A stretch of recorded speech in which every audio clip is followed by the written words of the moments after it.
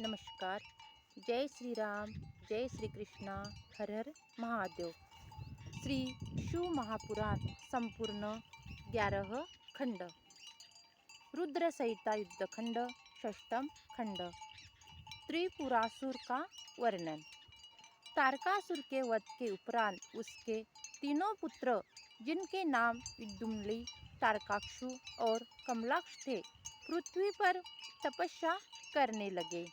ये तीनों महान, शक्तिशाली, बलशाली, जितेंद्रिय और देवताओं के द्रोही थे। इन तीनों ने ब्रह्मा जी को प्रसन्न करने के लिए सुमेरु पर्वत पर तपस्या प्रारंभ कर दी। उनके हजारों वर्ष तक घोर तपस्या करने से ब्रह्मा जी उनके सम्मुख प्रकट हुए। तीनों भाइयों ने ब्रह्मा जी को प्रणाम किया और उनसे बोले, हे ब्रह्मज्ञ, यदि आप हमसे प्रसन्न हो तो हमें ऐसा वर दीजिए कि हम सभी प्राणियों से अबद्ध हो जाए। हम अमर रहकर और निर्विघ्न रहकर चाहे तो त्रिलोकी का वध कर सके। ब्रह्मा जी ने कहा, तुम अमरता छोड़कर कोई दूसरा वरदान मांगो, क्योंकि कोई भी प्राणी अमर तो होता ही नहीं। यह सुनकर तीनों दैत्य बोले, प्रभु, हमारे पास ऐसा कोई दुर्ग नहीं है जिसमें शत्रु प्रवेश न कर सके।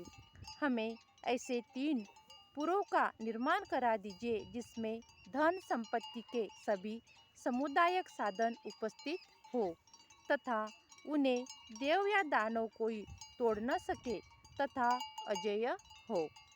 तारकाक्ष ने स्वर्ण का, कमलाक्ष ने चांदी का और विद्युम्न ने लोहे के पुरों के निर्माण की प्रार्थना की। ब्रह्मा जी ने कहा, तुम्हारी इच्छा पूर्ण हो जाएगी तथा शिवजी के अतिरिक्त तुम किसी के हाथों से नहीं मारा जाओगे।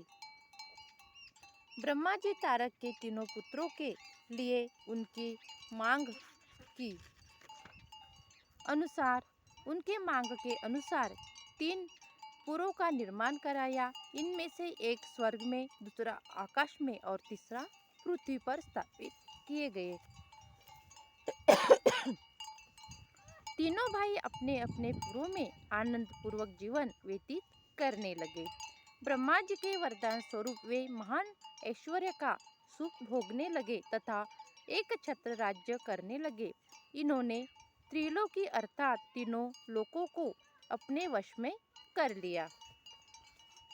देवगण त्रिपुरा के कष्ट सहन करते करते दुखी होकर ब्रह्मा जी के पास जाकर अपने कष्टों को बताने लगे।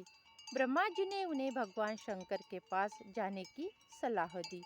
तब देवता भगवान शंकर के पास गए और उनकी स्तुति करने लगे। हे प्राणियों के संहारकर्ता, हे अमित तेज वाले, आपको हमारा नमस्कार है। भगवान शंकर ने देवताओं से आने का कारण पूछा। इस पर देवता बोले, हे भोलेनाथ, तारकासुर के तीनों पुत्रों ने तीनों लोकों पर अपना अधिकार करके वे हम पर अत्याचार कर रहे हैं। उनके अत्याचारों से पीड़ित होकर ही हम आपके शरण में आए हैं। आप हमारी रक्षा कीजिए। यह सुनकर भगवान भोलेनाथ बोले, हे देवताओं, ये तीनों असुर मेरे भक्त हैं, अतः मैं इन्हें मारने में असमर्थ हूँ। तुम भगवान विष्णु के पास जाओ और वे जैसा कहे वैसा करो। अब देवता ब्रह्मा जी के साथ भगवान विष्णु के पास गए और उन्हें अपने कष्टों से अवगत कराया। विष्णु जी ने उन्हें यज्ञ करने को कहा। देवताओं ने विष्णु जी द्वारा बताए गए यज्ञ का अनुष्ठान किया। उस यज्ञ से हजारों भूतगण महान शरीर वाले और शूल आदि धारण किए हुए उत्पन्न हुए। विष्णु जी ने उन्हें आज्ञा दी कि तुम त्रिपुरों का नष्ट कर डालो। विष्णु जी ने उनको आज्ञा दी, तुम त्रिपुरों को नष्ट कर डालो। विष्णु जी की आज्ञा पाकर वे भूतगण तीनों पुरों में गए, परंतु उन पुरों में प्रवेश करते ही असुरों के प्रभाव से भस्म हो गए, शेष रह गए। भूतगणों ने विष्णु जी को वहाँ के परिणामों से अवगत कराया, सभी बात विष्णु जी को बताई। तब विष्णु जी ने कहा कि ये असुर शिव पूजन और धर्म कर्म के कारण अवध्य है। उन्होंने सोचा सर्वप्रथम इनका धर्म कर्म और शिव पूजन को नष्ट करना चाहिए, तभी काम बन सकता है। उन्होंने देवताओं को भेज दिया और स्वयं उनके हित चिंतक में लग गए। नास्तिक शास्त्र का प्रादुर्भाव। श्री हरि ने एक नास्तिक व्यक्ति को प्रकट किया। उसके वस्त्र मलिन थे और सिर मुंडा हुआ था, इसका नाम उन्होंने नास्तिक रखा। उसके एक हाथ में झाड़ू और दूसरे हाथ में काष्ठ का पात्र था। वह अपने हाथ में खुला वस्त्र लिए और मुंह पर कपड़ा लपेटे श्री हरि के सम्मुख खड़ा हो गया। श्री हरि उससे बोले, तुम मेरे अंग से प्रकट हुए हो, अतः तुम्हारा नाम अरिहन होगा। तुम 16,000 श्लोकों वाले ऐसे शास्त्र को बनाओ जो वर्ण आश्रम धर्म से संबंधित हो, इसमें अपभ्रंश शब्दों की अधिकता हो तथा कर्म विवाद आदि का भी वर्णन होना चाहिए। इतना समझकर श्री हरि अंतर्ध्यान हो गए। अरिहरन ने श्री हरि की आज्ञा से अपने अनेक शिष्यों का निर्माण किया। उन्हें मायामय शास्त्र का ध्यान दिया। उसके 4 शिष्यों ने पाखंड धर्म का प्रचार किया। हाथों में पात्र लेकर नाक पर कपड़ा बांधकर घूमने लगे। हाथों में छोटी सी झाड़ू भी ले ली और जीव हिंसा के डर से धीरे धीरे चलने लगे। ये सब त्रिपुर नगर गए। वहां पहुंचकर उन्होंने अपनी यात्रा फैलाई और बालकों को मोहित करने लगे, परंतु शिवजी के प्रभाव के कारण वहां उनकी माया आसानी से फैल नहीं सकी।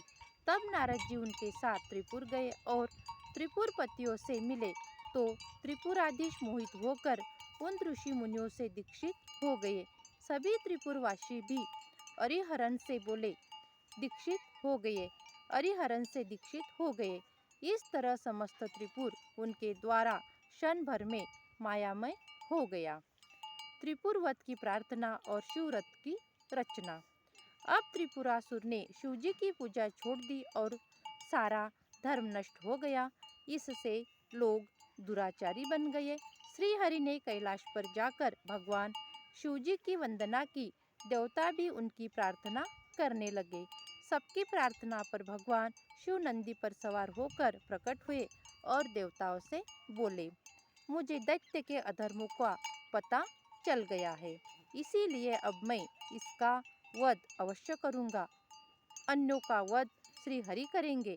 यह सुनकर श्री हरि कुछ उदास हो गए। तब ब्रह्मा जी ने हाथ जोड़कर भगवान शिवजी से प्रार्थना की, प्रभु आप समर्थ है, आपको कोई पाप नहीं लगेगा, इसलिए आप ही समस्त असुरों का नाश कर डालिए। मैं आपका प्रजापति और पुरोहित हूँ। श्री हरि युवराज है, इंद्र आज्ञा पालक सेवक है तथा सभी देवता आपके अधीन है। आप तो समस्त विश्व के सम्राट है। इतना सुनकर भगवान शंकर बोले, हे देवताओं, तुमने मुझे सम्राट कहा है, परंतु मेरे पास तो न रथ है, न अश्व है और न धनुष बाण है, फिर मैं युद्ध कैसे करूंगा। भगवान शिव को युद्ध के लिए तैयार देखकर समस्त देवता प्रसन्न हो गए और बोले, आप यदि युद्ध के लिए तैयार हो तो हम सभी आपके लिए इन सब चीजों का प्रबंध कर देंगे। इतना कहकर समस्त देवता हाथ जोड़कर उनके सामने खड़े हो गए। तब भगवान शिवजी ने देवताओं से कहा, मेरे लिए दिव्य रथ, दिव्य सारथी और दिव्य धनुष बाण का प्रबंध करो। प्रसन्न होकर सब देवता विश्वकर्मा के पास गए। विश्वकर्मा ने श्री हरि की आज्ञा से शिवजी के लिए एक सुंदर दिव्य रथ का निर्माण किया। यह रथ सर्वभूत युक्त सुवर्ण का था। रथ के दाहिने पहिए में सूर्य तथा बाएं पहिए में चंद्रमा का समावेश था। 12 तारे दाहिने पहिए में लगे हैं और 16 कलाएं बाएं पहिए में जुड़े हुए हैं। उनमें 12 आदित्य और चंद्रमा की 22 कलाएं उसके बाएं ओर लगी हुई है। इस रथ में ब्रह्मांड की सभी वस्तुएं लगी हुई थी। श्री हरि और ब्रह्मा जी की आज्ञा पाकर यह रथ विश्वकर्मा ने बड़ा अनोखा बनाया था। रथ के तैयार हो जाने पर ब्रह्मा जी ने उसमें वेद रूपी घोड़े लगाए। शिवजी उस रथ में सवार होकर त्रिपुर के सम्मुख पहुंच गए। भगवान शिवजी देवताओं से बोले, तुम चिंता न करो। सभी देवता हाथी, घोड़े, रथ, सिंह, वृषभ आदि पर बैठकर भगवान शिवजी के रथ के पीछे पीछे चलने लगे। आकाश से सिद्ध चारण उन पर फूलों की वर्षा करने लगे। शिवजी के गण तीनों पुरों में प्रवेश कर गए। तारकासुर का वध। तारकासुर का वध। जब भगवान शंकर विश्वकर्मा द्वारा बनाए गए रथ पर आरूढ़ हुए तो उनका बाण ही नहीं चला। वे काफी देर तक वैसे ही खड़े रहे। आकाशवाणी द्वारा ज्ञात हुआ कि गणेश पूजन नहीं होने के कारण गणेश जी एक पैर के अंगूठे पर खड़े होकर उन्हें विघ्न पहुंचा रहे हैं। भगवान शिव ने गणेश जी का पूजन किया और गणेश जी प्रसन्न होकर मार्ग से हट गए, क्योंकि गणेश जी को सबसे पहले पूजा करने का वर मिला था, वर प्राप्त हुआ था। अब भगवान शंकर ने धनुष पर पाशुपत बाण चढ़ाकर त्रिपुर संहार की इच्छा व्यक्त की। राक्षसों ने अनादर पूर्वक शिवजी की ओर देखा तो सभी देवताओं ने इन राक्षसों को मारने के लिए शिवजी से निवेदन किया। तभी हजारों सूर्य के समान बाणों ने त्रिपुरवासियों को दग्ध कर दिया। हजारों की संख्या में राक्षस भस्म होने लगे। राक्षसों में शिवजी की पूजा न करने के कारण हाहाकार मचने लगा।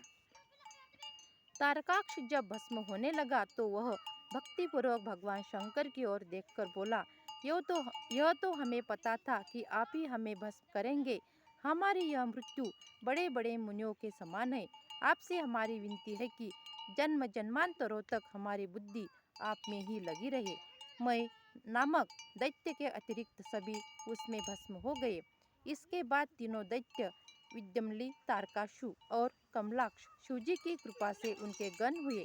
शिवजी को खुश देखकर उनकी कृपा से मचा हुआ नामक दानव भी वहां आया और उन्हें प्रणाम किया तथा हाथ जोड़कर बोला, हे कृपानिधि, मैं आपकी शरण में आया हूँ, मेरी रक्षा